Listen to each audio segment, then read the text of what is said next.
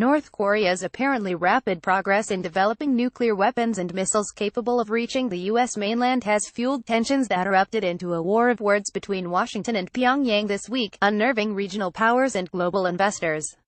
Trump's unexpected remarks prompted North Korea to say on Thursday it was finalizing plans to fire 4 intermediate-range missiles over Japan to land 3,040 kilometers 1,825 miles from Guam, more than 3,000 kilometers 2,000 miles to the south. Guam is home to about 163,000 people and a U.S. military base that includes a submarine squadron, an air base and a Coast Guard group. Sound dialogue is not possible with such a guy bereft of reason, and only absolute force can work on him, a report by the North state-run KCNA news agency said of Trump. The army will complete its plans in mid-August, ready for North Korean leader Kim Jong-un's order, KCNA reported, citing General Kim Rak-yeom, commander of the strategic force of the Korean People's Army. While North Korea regularly threatens to destroy the United States and its allies, the report was unusual in its detail. Masao Okinogi, professor emeritus at Japan's Keio University, said the North Korean reports suggested Pyongyang was issuing a warning or advance notice of changes to its missile testing program rather than threatening an attack. I believe this is a message saying they plan to move missile tests from the Sea of Japan to areas around Guam, he told Reuters. By making this advance notice, they are also sending a tacit message that what they are going to do is not an actual attack. Boasts about power. The United States and South Korea remain technically still at war with North Korea after the 195,053 Korean conflict ended with a truce, not a peace treaty. U.S. Defense Secretary Jim Mattis issued a stark warning earlier on Wednesday, telling Pyongyang the United States and its allies would win any arms race or conflict. The DPRK should cease any consideration of actions that would lead to the end of its regime and the destruction of its people, Mattis said in a statement, using the acronym for North Korea's official name, the Democratic People's Republic of Korea. Tension in the region has risen since North Korea carried out 2 nuclear bomb tests last year and 2 intercontinental ballistic missile tests in July. Trump has said he will not allow Pyongyang to develop a nuclear weapon capable of hitting the United States.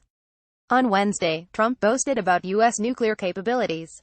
My first order as president was to renovate and modernize our nuclear arsenal. It is now far stronger and more powerful than ever before, Trump said on Twitter. Hopefully we will never have to use this power, but there will never be a time that we are not the most powerful nation in the world. My first order as president was to renovate and modernize our nuclear arsenal.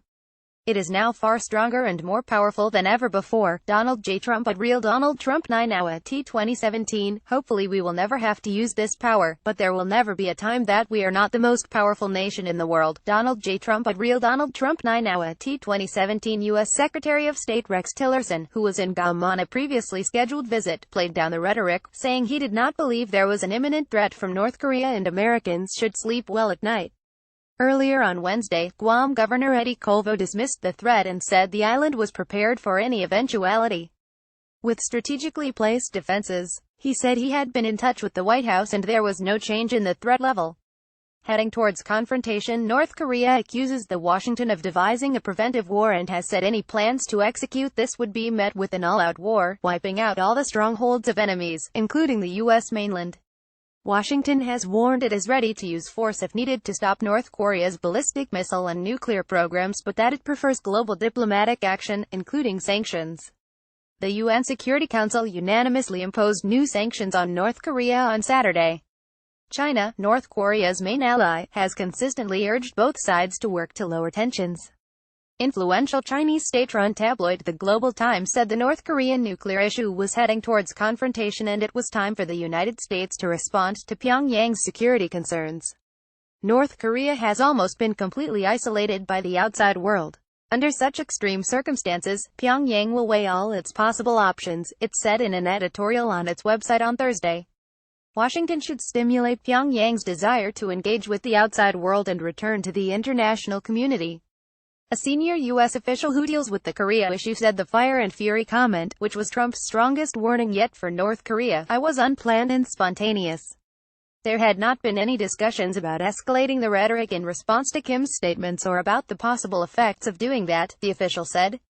However, White House spokeswoman Sarah Sanders told reporters national security officials had been aware of the tone of Trump's message before he gave it. The words were his own. The tone and strength of the message were discussed beforehand, Sanders said. Reuters date created 20,170,810.